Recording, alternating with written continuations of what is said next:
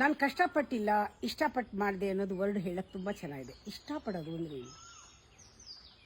ನನ್ನಿಷ್ಟ ನಾ ಮಾಡ್ತೀನಿ ಅಂತಲಾ? ಅಲ್ಲ, ಪ್ಯಾಷನ್. ಆ ಪ್ಯಾಷನ್ ಬಂದರೆ ಮಾತ್ರ ನಮಗೆ ಫೋಕಸ್ ಮಾಡೋಕ್ಕಾಗೋದು ಯಾವುದ್ರಲ್ಲೂ. ಪ್ಯಾಷನ್ ಅಂದರೆ ನನ್ನಿಷ್ಟ ಅಲ್ಲ, ಅದು ಈಗೋಯಿಂದ ಬರಲ್ಲ. ಕಂಪ್ಯಾಷನೇಟ್ಲಿ ಪ್ಯಾಷನೇಟ್. ಇಲ್ಲಿ ಬರೀ ಗಿವಿಂಗ್ ಇರುತ್ತೆ ಕಂಪ್ಯಾಷನಲ್ಲಿ. ನಾನು ನನ್ನನ್ನೇ ಅದಕ್ಕೆ ಕೊಟ್ಬಿಡ್ತೀನಿ,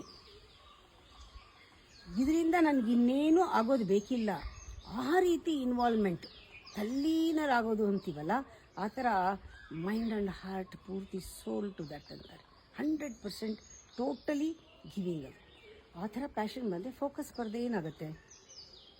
ಆ ಆಸಕ್ತಿ, ಆ ಇಷ್ಟ, ಆ ಪ್ಯಾಷನ್ ಏನಿದೆ, ಒಂದು ಹಾಡು ಕೇಳುವಾಗ ನಿಮಗೆ ಬರುತ್ತೆ, ನೋಡಿದ್ದೀರಾ? ನೀವು ಗಮನನೇ ಇರಲ್ಲ, ಅದರಲ್ಲೇ ಇರ್ತೀರ. ಯಾಕೆ?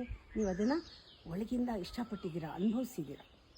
ಒಂದು ಸೀರಿಯಲ್ಲು ಅಷ್ಟೇ, ಅನುಭವಿಸಿದ್ದೀರಾ. ನೀವು ಯಾವುದನ್ನು ಅನುಭವಿಸ್ತಿ ಮಾಡ್ತೀರಾ, ಖಂಡಿತವಾಗ್ಲೂ ಅಲ್ಲಿ ಒಂದು ಗಮನ ಕೊಡೋಕ್ಕಾಗೇ ಆಗುತ್ತೆ. ಅಲ್ಲೆಲ್ಲ ಒಂದು ಎನರ್ಜಿ ಹೊರಗಡೆ ಬರುತ್ತೆ. ಆ ಹೊಸ ಎನರ್ಜಿ ಅದು ಯಾವತ್ತೂ ಹೊಸದು. ಪ್ರತಿ ಕ್ಷಣ ಇಟ್ಸ್ ಅಟರ್ಲಿ ನ್ಯೂ ಎನರ್ಜಿ. ಆತ್ಮಶಕ್ತಿ ಅನ್ನೋದು ಪ್ರತಿ ಕ್ಷಣವೂ ಹೊಸ ಹೊಸ ಹೊಸ ಹೊಸದು, ರಿಪೀಟ್ ಆಗೋದೇ ಇಲ್ಲ. ಅದು ನಮಗೆ ಅದು ಬೆಳವಣಿಗೆ ಕಾಣಿಸುತ್ತೆ. ನಿನ್ನೆಗೂ ಇವತ್ತಿಗೂ more energetic, more strong, more